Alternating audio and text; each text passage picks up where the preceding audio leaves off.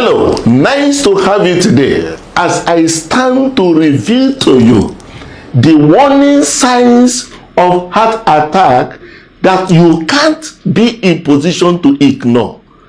Majority of our people have been dying because of ignorance of these signs. Even when we have to be said to be silent is the best answer for the fool, we can't be silent anymore to allow ignorance to continue to reign. Get this clear. American Heart Foundation made it very clear statistically that 1 out of every 3 deaths in America result from heart disease or stroke. In this side of the world, we have attributed that more. Our autopsy is one devil and the enemy. But it's beginning to be a concern that devil is sparing nobody. In the secular world, it has also found itself in the religious organization. It is time for us to ask questions. Why we are talking? Is see how people are falling and dying in our society? Last week, a renowned professor, Professor Bioma, who has contributed immensely to the education sector of this very country, slept. He didn't wake up. And regrettably, it was almost becoming, some people have started attaching ethnic sentiment to it. He was assassinated. He was strangulated. I'm not here to declare the autopsy report. But if this has happened over and over, here and there, can't we begin to ask questions? Can't we begin to say, is there things that we're supposed to get right, we are not doing right? We established last week that your heart is the busiest organ in your body, you recall?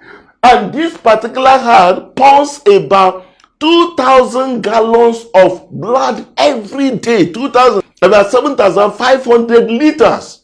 Every day it works. Your own heart works in that manner. But did you know the interesting thing here? The interesting thing about this heart is that it is this heart that keeps everybody on, including the brain. All right? Now, as you keep on pumping that system all the way, everything is fine, no problem. But see where the problem begins. The problem begins not on the vessels that the heart supply. No. The problem is that in as much as the heart is making everybody okay, ensuring you get what you need, itself is also important to live, because you have to take care of the man to be able to service you further. So on that accord, if I'm something this way, you can see blood vessels everywhere. All right? These very blood vessels are called coronary arteries. Very interesting thing I want to tell you. Because the problem, majority of the problem of the heart starts from this. So, these very vessels supply this very muscle that contract all the time.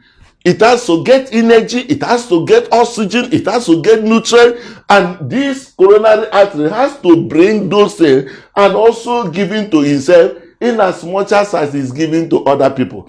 Just like a man who is paying school fees for his children, who is feeding his children, himself need to be strong in order to feed the other people. You get what I mean? So in a situation where there is a blockage of any of these very vessels, what will happen is that the place that particular blood supply, the muscles now, because they are not receiving enough nutrient, now you can imagine the blockage of here. This particular portion where blood is not reaching will now start changing color. And it's the changing of this very color and the dying of the muscles of that very heart that the issue of heart attack begins. Now, we are going to talk about now the signs of heart attack. Listen to me. The 4th one will be in position to shock you. And you know what? A person who has heart attack may have issue of sudden breathlessness. It could be in position to having some form of cold sweat.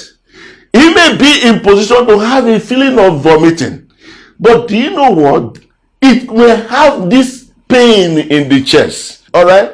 Now, watch out. This very chest pain is quite confusing, and that is the problem we have in this side of the world, because we always assume that when a person presents with chest pain, indigestion, or pain going to the back, we make the diagnosis of peptic ulcer. That is wrong. Absolutely wrong, because the heart itself may be in pain, not the peptic.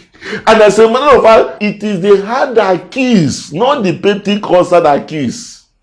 It is the heart for. So even in the aspect of making diagnosis, priority should be given to the life itself before the other ones, because here now, pain coming here could be from the peptic ulcer, yes. It could be from the hiatus hernia, it could be from gastritis, it could be from stomach cancer, it could even be from the head of the pancreas, inflammation of it, or the tumor in it.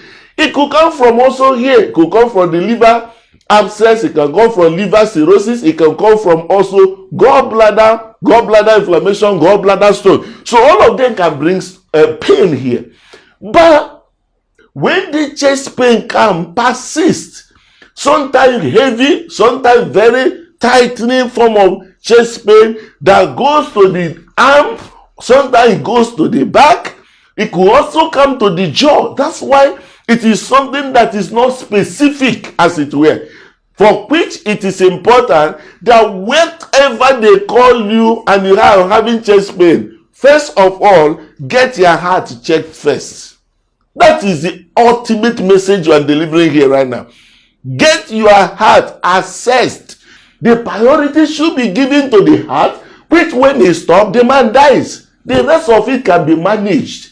So when it has to do with the experience of you having any form of chest pain of any kind or any of these very feeling, give priority to your heart first.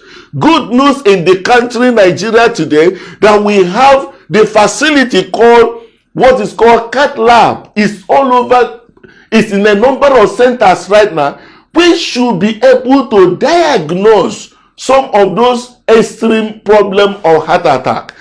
Permit me to tell you, I have met a number of people having done ECG. No interpretation. Nobody gets to tell them this is what the problem is.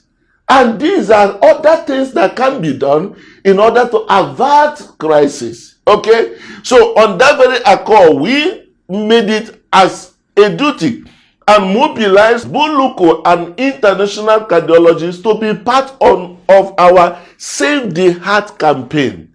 And how will he be able to work? All what you need to do, if you have done ECG anywhere you are in Africa, all what you have to do, just send that copy of that ECG to this email here. Save Heart at askdoctor.co. Just save it there. A lot of people have volunteered to be in position to give professional interpretation to that and send it back to you free of charge. You can use it and go and meet your doctor. Where further intervention is necessary, something should be done. On the treatment of heart attack, assuming that the worst has already happened because of the blockage of that particular blood vessel, you can get what is called angiogram. Angiogram is a technology that is deployed in a facility that has what is called Cath Lab. Thank God it's in Nigeria today. In that very Cath Lab, it will be able to go through the vessel.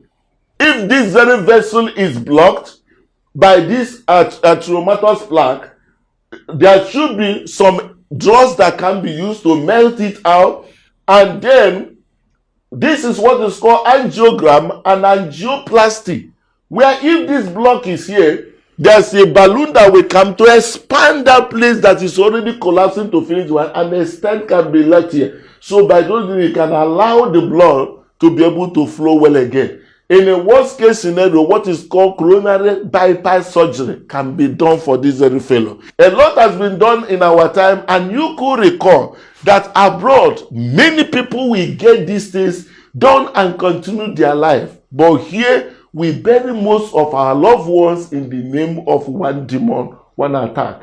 Can't you join us to say, enough of that deceit? Let us start from the known before we go to the unknown. And when we go to the unknown, we should have the trust and the confidence that our God is able to defend us there. 2025, we are confident that Nigerian life expectancy will move from what it is now, 55 years, to 70 years. We can get that together by making this knowledge you get to someone, share now, and keep in touch with us. Together, we can build a healthy society of our desire. See you again.